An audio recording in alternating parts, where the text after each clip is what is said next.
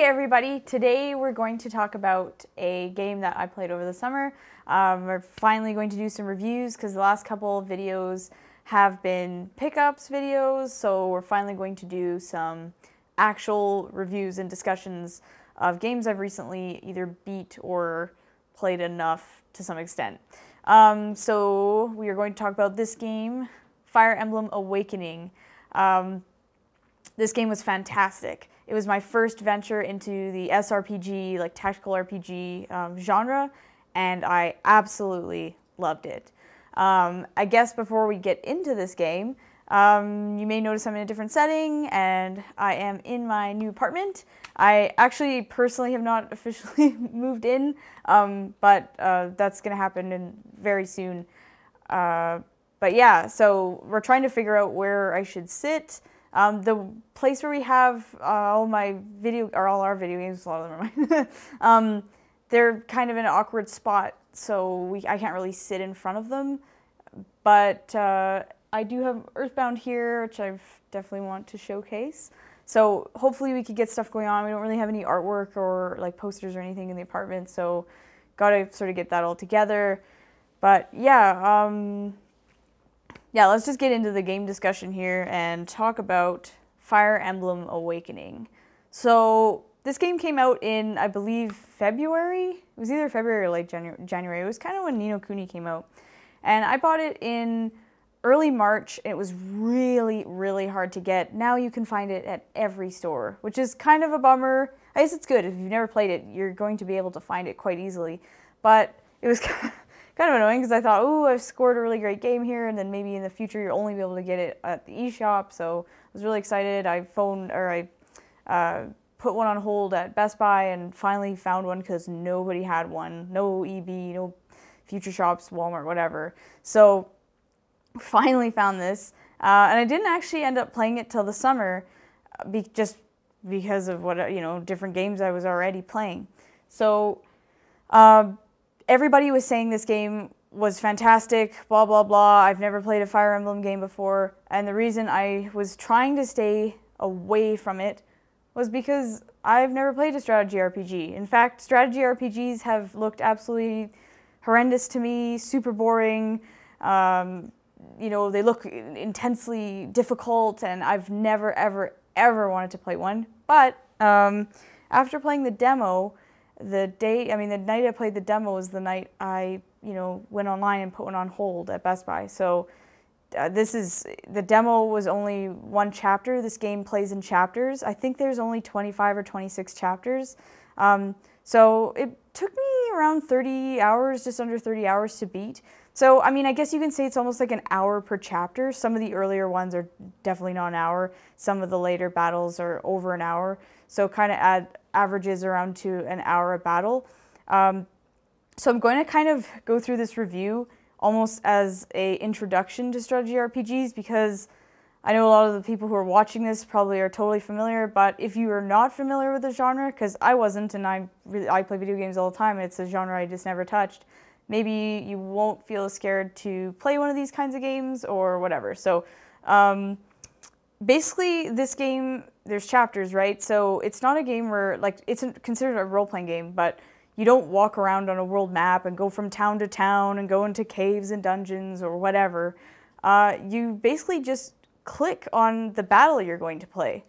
So that seems kind of weird, but I actually really liked it. So yeah, before I go into the story, we'll talk about that. So basically, in this game, there is a world map, but what happens is whenever you beat one battle, you'll see like a little line, and it'll go towards the next battle, and then that's exactly where I need to go. So you just basically, click on the next battle and begin. There is no wandering around. That's kind of it. There are a couple shops on the world map, but it's not how you would think, where you go to a town and enter a store and whatever. It's not like that at all. You literally just play battles. And because I'm the kind of person who's more into story and not into battles, that was also definitely a turn-off for this genre, but somehow it really worked. In the way that I would describe this game, and I'm sure like a lot of other strategy RPGs, is it's like playing a tabletop board game, like an old school board game. I feel like I could almost make this on the, like, put it on a table and, you know, just have little figurines, and you could totally play this. I mean, it would be difficult, and maybe you'd need cards and whatever, but I'm sure that's what this reminded me of, was a tabletop RPG. And I don't really get that many opportunities to play games like that. It's just, you can't play games like that by yourself. So this was kind of my way into playing games like that. If that makes any sense at all, I think it does. So Fire Emblem Awakening is your battles on a grid, which is obviously what a strategy RPG is. And that was what really intimidated me, was the whole moving your character around and plotting things out and being strategic, and that just really bothered me. I'm the kind of person where it was like, turn-based, you just run into somebody, and then you battle, right? This is not like that. However, I really enjoyed it. So the battles are, like, you'll play a battle that's an hour long, and you have your team. Sometimes you'll have, like, say 15 people.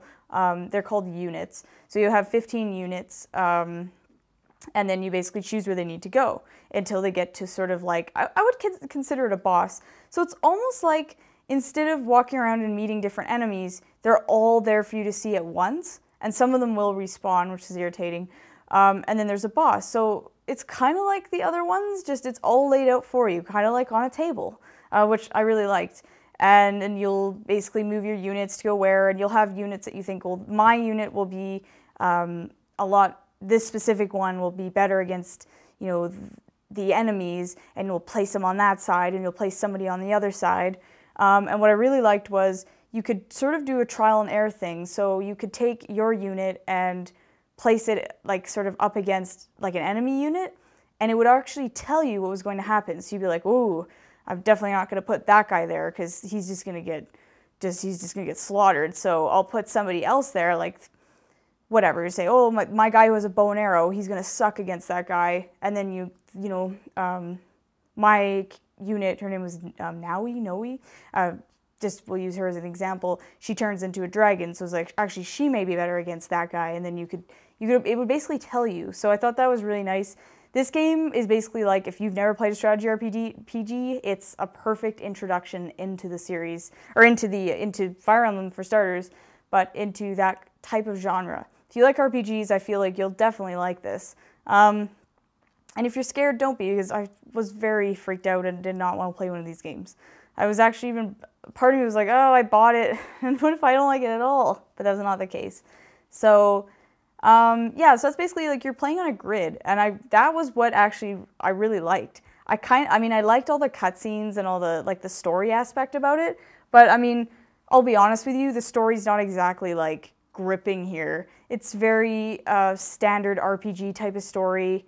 There's a guy, he's a prince named Chrom, and your character, you can choose whatever it wants to be, male or female, whether you're a mage or a swordsman or whatever, it doesn't matter, a healer, you can choose any of that. And that really depends on what happens in the game, as opposed to, like, for instance, Chrom, sort of I wouldn't say the second half of the game, but maybe the 2/3 into the game, maybe, whatever, 1/3 into the game, Chrom has a baby, so when, I guess I don't know if it's not really spoiling, but Chrom has a baby, so based on who you are will determine who Chrom has that baby with, and then, yeah, so it was kind of interesting because characters in the game can pair up and have kids, and you can use the kids as, like, units. So that's really cool. Really different. It sounds kind of sucky, but it actually isn't. It's really interesting. So the story that I played in Fire Emblem is probably a little different than somebody else who played Fire Emblem.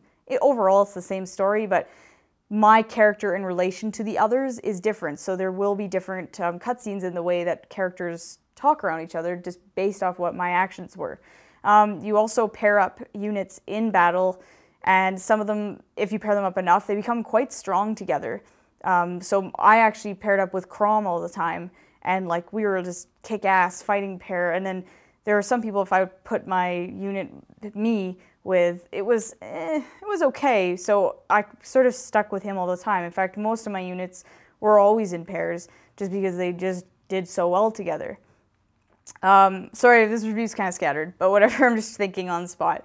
The other thing I really liked about this game is Fire Emblem in general is a permadeath system. So when you have a unit die, it's dead forever. You cannot get it back. It's not like when you play, for instance, trying to think of any other RPG, you'll have a character die and they faint or whatever, they're dead. After the battle, they are still alive. You just might have to take them, you know, to an inn or a hospital or whatever. This is not the case. The story will progress and that character is no longer. And they will even maybe talk about the character being dead. So it's like they're gone. So it's kind of, I mean, if you're new to the genre and you suck, it's not really maybe a great idea to play with the permadeath on, which brings me to this game because you can actually turn it off. You don't have to play with permadeath on, which I thought was a really great idea because new players can kind of ease into the genre quite nicely. And old players who are totally used to the permadeath, they don't need to do that. They can just play Fire Emblem how they've always known it.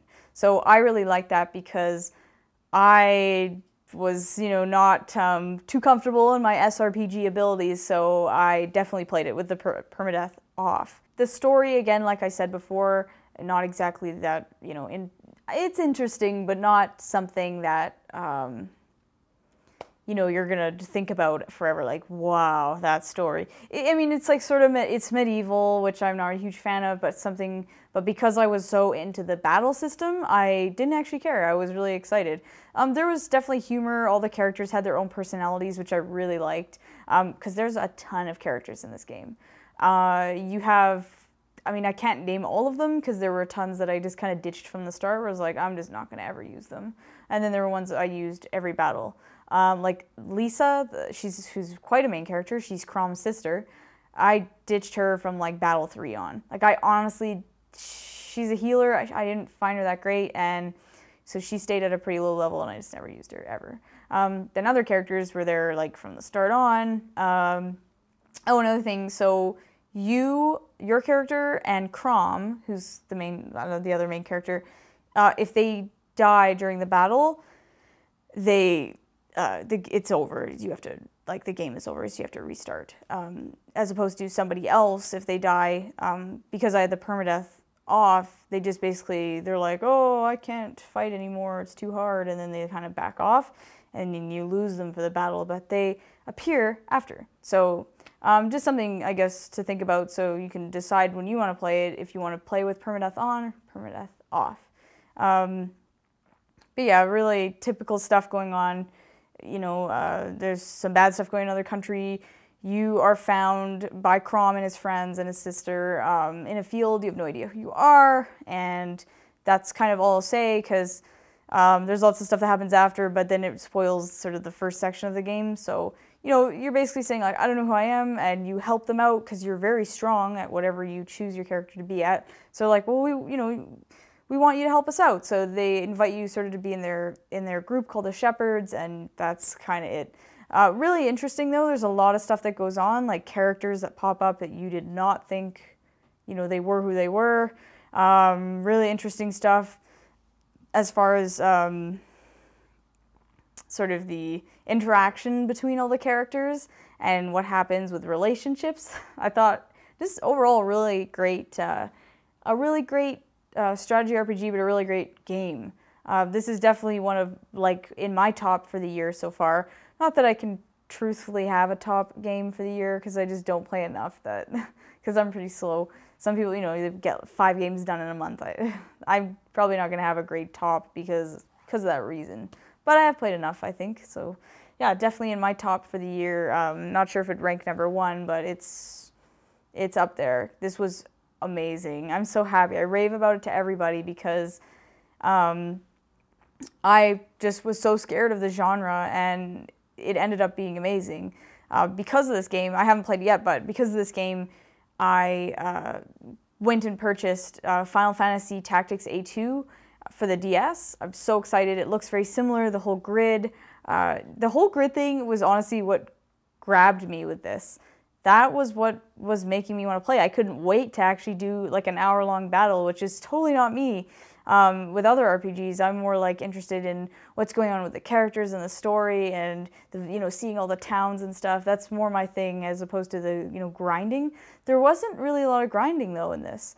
You went to the battle and you kind of went to the next. There were a couple areas where you could do like side quests, and I did every one just because it was kind of a way to level up, but without that horrible grinding, tedious aspect, which I loved. It was just another full-on like grid battle, which I loved.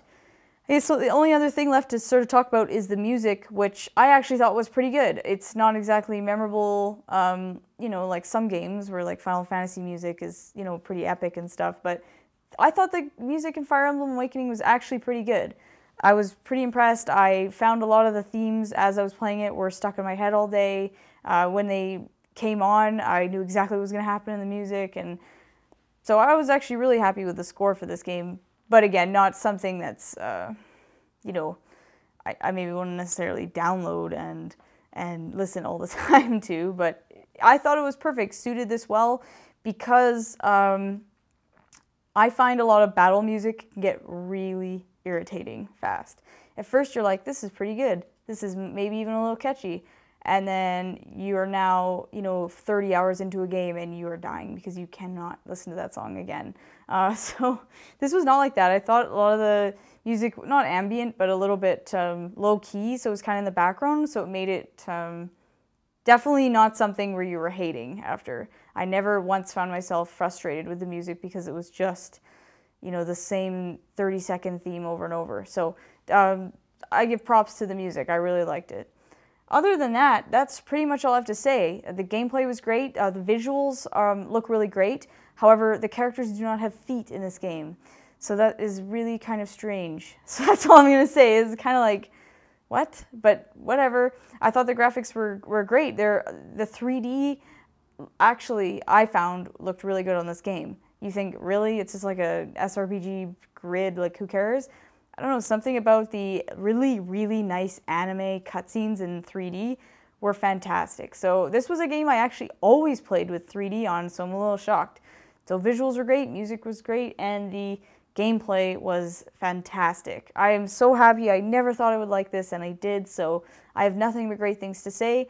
This game is available everywhere. It's not hard to find at all, so thought it was real, pretty smart because I found a copy, and then, a month later you can find it basically everywhere. And it's, $39.99 standard. I haven't really seen too many used copies, but maybe that's a good sign because people are keeping them because they really enjoyed the game. Other than that, though, that's pretty much all I have to say about this game. It's fantastic, and I'm definitely going to have some more reviews coming up because not really too much with the pickups. The only game I've picked up since the last one was Pokemon X, so not going to talk about that. I'll wait till I get enough that we can do another video. Yeah, definitely more reviews coming. I've got a big list of tons of reviews, and I'm going to do videos more often now just because we've got more of a setup here, and so yeah, you can look forward to that. I'm probably going to do a lot of portable stuff because that's what I've been playing. So stay tuned for that, and definitely buy Fire Emblem Awakening. It's great. Okay, see you guys later.